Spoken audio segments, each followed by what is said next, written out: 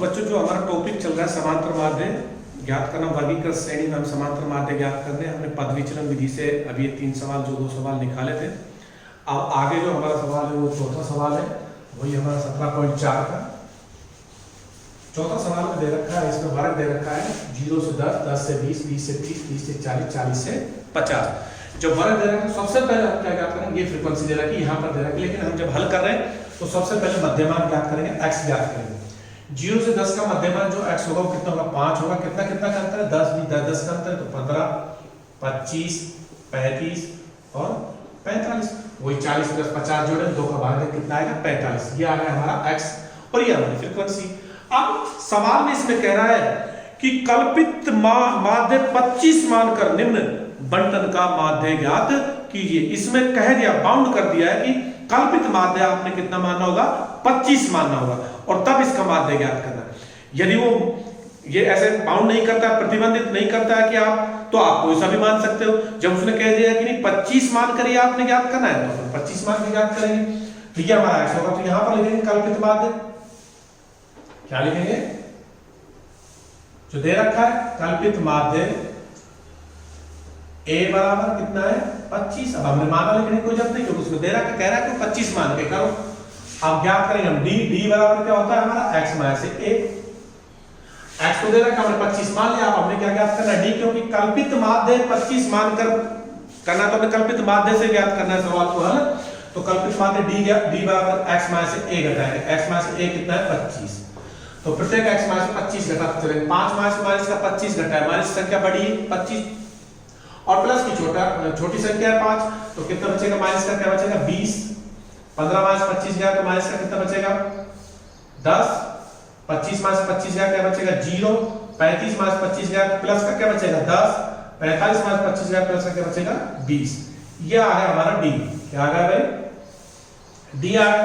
अब हमने क्या ज्ञात करना है, fd ज्ञात करना है। क्या ज्ञात करना है, fd, f और d का गुणा, f और d का गुणा ज्ञात करना। देखिए f और ये d होगा हमारा और ये हमारा f होगा। 6 ने माइनस का 20 से गुणा करेंगे तो क्या आएगा, माइनस का 120 आएगा। कितना आएगा, 120। 10 ने माइनस का 10 से गुणा, माइनस का 10 क्या आएगा, 100। 0 ने इससे करेंगे 0 आएगा। 70 आएगा, 10 ने 7 से गुणा करेंगे 70 और 4 20 चौके 80। ये हो गया। अब यहाँ लिखेंगे बेटा सिग्मा एफ डी बराबर, जो भी हमारा प्लस प्लस की जोड़ लेंगे, माइनस माइनस की जोड़ लेंगे। माइनस का कितना होगा हमारा, 220 हो गया और प्लस का 80 और 70 कितना होगा हमारा, 150 हो गया। अब देखिए माइनस का 220 है और प्लस का 150 है, तो 220 माइनस से 150 गया तो कितना बचेगा, 70। कैसा बचेगा, माइनस से, क्योंकि माइनस संख्या बड़ी है तो यहाँ लिखेंगे माइनस का 70। अब सिग्मा एफ भी हमें आवश्यकता पड़ेगी तो यहाँ सिग्मा का मतलब योग होता है, सिग्मा एफ का मतलब एफ का सारे का योग कर लेंगे। 6 3 9 9 7 16 16 4 20 2 2 2 4 कितना हो गया हमारा, 40। सिग्मा एफ कितना आ गया हमारा, 40 आ गया। हम सीधा लिखेंगे माध्य बराबर a प्लस में सिग्मा एफ डी बटे में सिग्मा एफ। बस अब करना क्या, a कितना हमारा 25 है, सिग्मा एफ डी कोष्टक में ले लेंगे इनको, माइनस की संख्या है तो अपने कोष्टक में ले, माइनस का 70 है बटे में 40 है। 1 0 से 1 0 कट ही गया तो क्या आएगा, 25 प्लस में कोष्टक में इसमें 7 में भाग दे देंगे, इसका दे देंगे 4 एकम, माइनस का बचेगा 4 एकम, 4 बचा 30 और 7 चौक 28 और फिर 5 चौक 20, 1.75 बचेगा 25। ये माइनस का प्लस का कोष्टक खोल देंगे इसको, 25 माइनस में 1.75 घटा देंगे तो कितना हो जाएगा, 23.25 अंश। इसको घटा देंगे, 25 माइनस से 1.2 से घटाना है तो अपन 25 और ये पूर्णांक से क्या, पूर्णांक इकाई की इकाई लिखेंगे 1.75, पूरा कुछ नहीं 0 0 लगा दिया। अब घटा रहे हैं तो इसमें हंसी लेंगे, 10 माइनस 5 या 5 माइनस 9 माइनस, ये 9 गया कितना, 9 माइनस 7 गया तो 2 बचेगा। 10 लगाएंगे 4 4 माइनस 1 गया कितना बचेगा, 3 और 2 का 2। इस तरह अपन घटा के लेंगे 23.25 अंश। इस तरह ये कल्पित माध्य 25 मानकर हम समांतर माध्य ज्ञात करें, कौन सी श्रेणी में, वर्गीकृत श्रेणी में। अब अगला सवाल जो हमारा 5वां सवाल है, कौन सा सवाल होगा, 5वां सवाल। इनको उतार लो आराम से।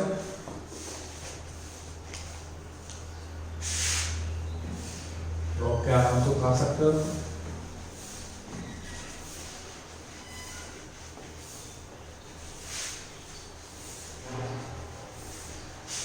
पांचवा सवाल मैंने रखा है छठा, 5 तो हो गया हमारा, और ये हमारा छठा था। आयु है वर्षों में दे रखी, कितनी दे रखी, 5 से 14, 15 से 24, 25 से 34, 35 से 44, 45 से 54 और 55 से 64। रोगियों की संख्या दे रखी है इसमें 6, मतलब 5 से 14 वर्ष की आयु के जो रोगी है वो कितने, 6 है। 15 से 24 वर्ष के जो रोगी है वो संख्या कितनी है, 11। इस तरह दे रखा है। तो हम जो आयु वर्षों में दे रखी, जो वर्ग में दे रखा है उसको वर्ग लिख लेंगे, क्या लिखेंगे, वर्ग।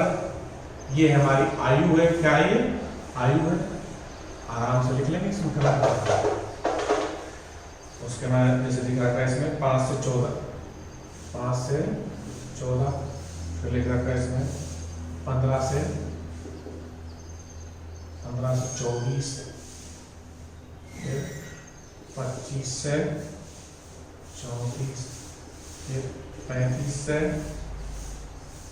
44, फिर 44, फिर 45 से 54 और फिर 55 से 64। अब देखिए इसमें दे रखा था, इसमें 5 से 14, 15 से 24, 25 से 34, 35 से 44, 45 से 54 और 55 से 64। इसमें जो रोगियों की संख्या जो दे रखी है हमारी एफ, फ्रीक्वेंसी, सबसे पहले हम क्या ज्ञात करेंगे, एक्स ज्ञात करेंगे, और फिर क्या ज्ञात करेंगे हम एफ जो दे रखा है वो लिख देंगे, एफ फ्रीक्वेंसी। तो हम पहले एफ को लिख देते हैं। एफ क्या है, 6, 11, 21, 6, 11, 21, 23, 14, 5, 14 और 5।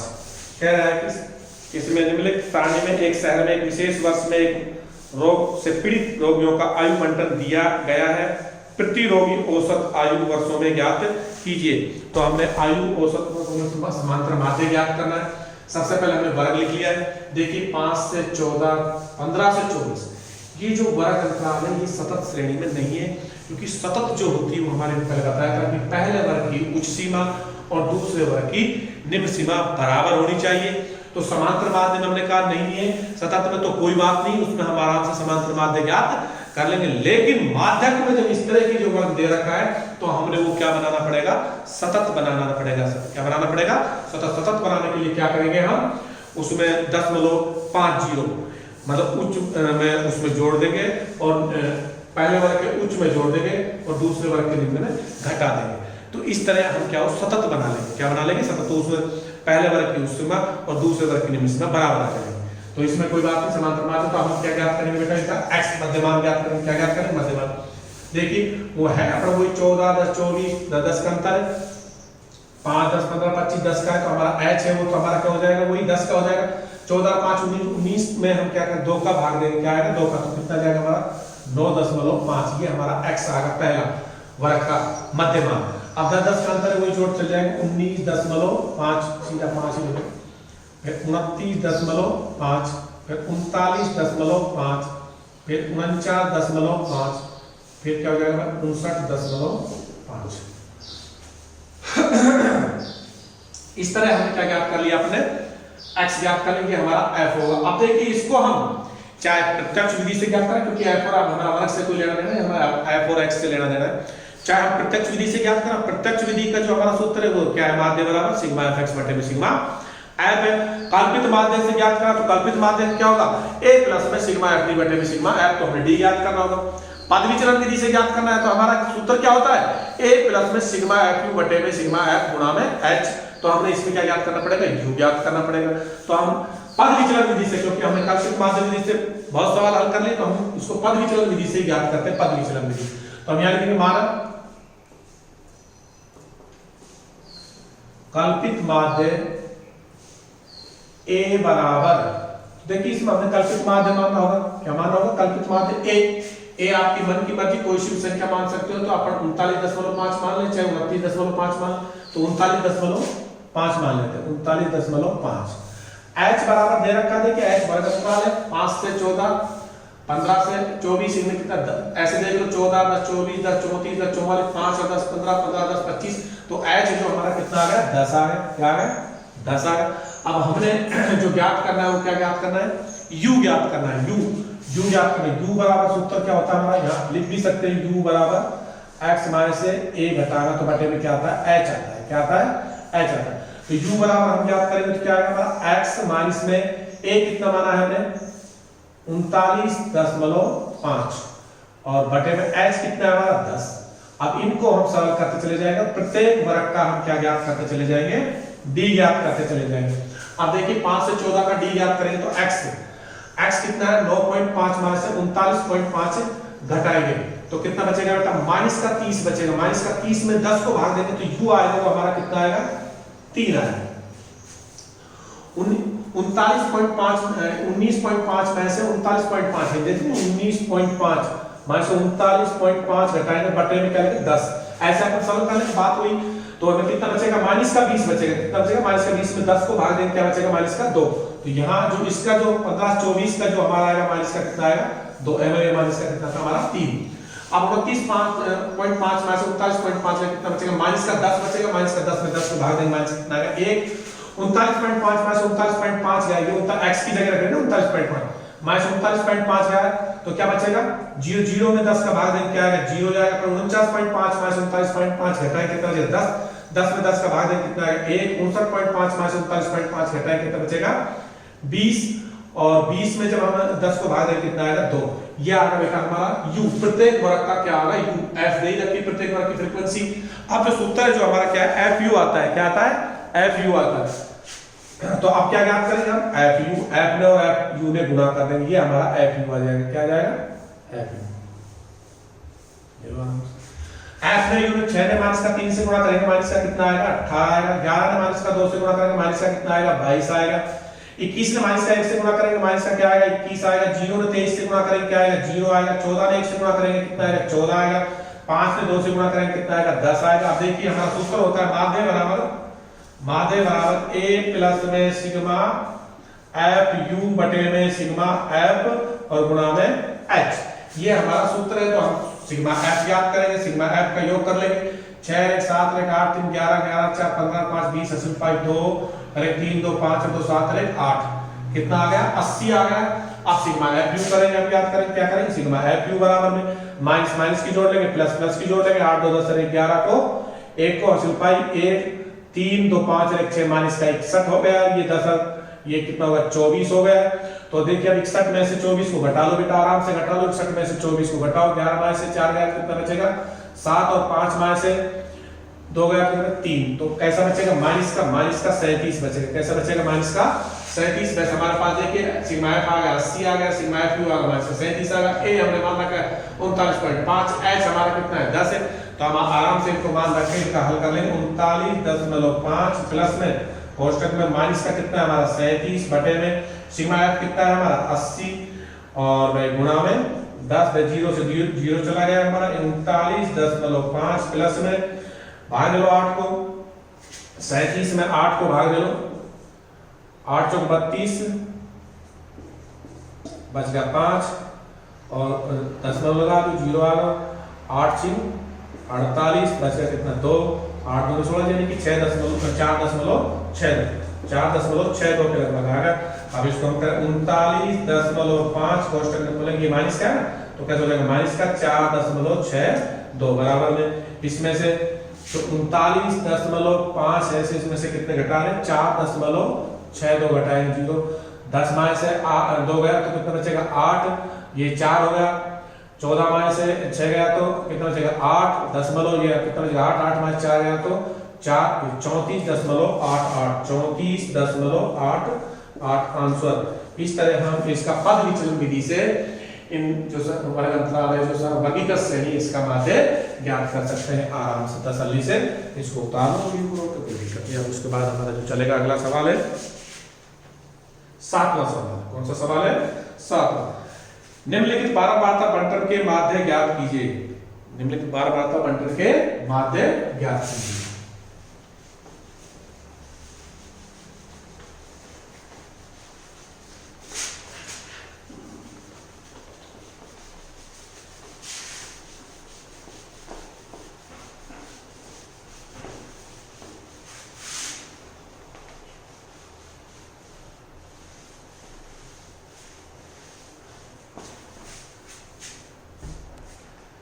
देखिए बेटा वर्ग अंतराल दे रखा वही वर्ग है। वर्ग क्या दे रखा है? 40 से 50, 50 से 60, 60 से 70, 70 से 80, 80 से 90 और 90 से 100 दे रखा है, 90 100 तक का ये वर्ग है। क्या दे रखा है? सबसे पहले वर्ग दे रखा है, माध्य ज्ञात करवाना। तो बस ये ध्यान रखो, हमें x ज्ञात करना है, मध्यमान ज्ञात करना है। मध्यमान लिख देंगे जब अपन एग्जाम कॉपी में या आपने भी कोई फेयर कॉपी में कर रहे हैं तो 40 और 50 कितना 90, 90 का मध्यमान कितना होगा 45, 10 10 का अंतर है 55, 65, 75, 85 और 95। जोड़ के देख लो 100 और 190, 190 में 2 का भाग दे कितना आएगा 95। अब हमारा जो f फ्रीक्वेंसी दे रखी है वो लिख देंगे अपन। फ्रीक्वेंसी क्या दे रखी है?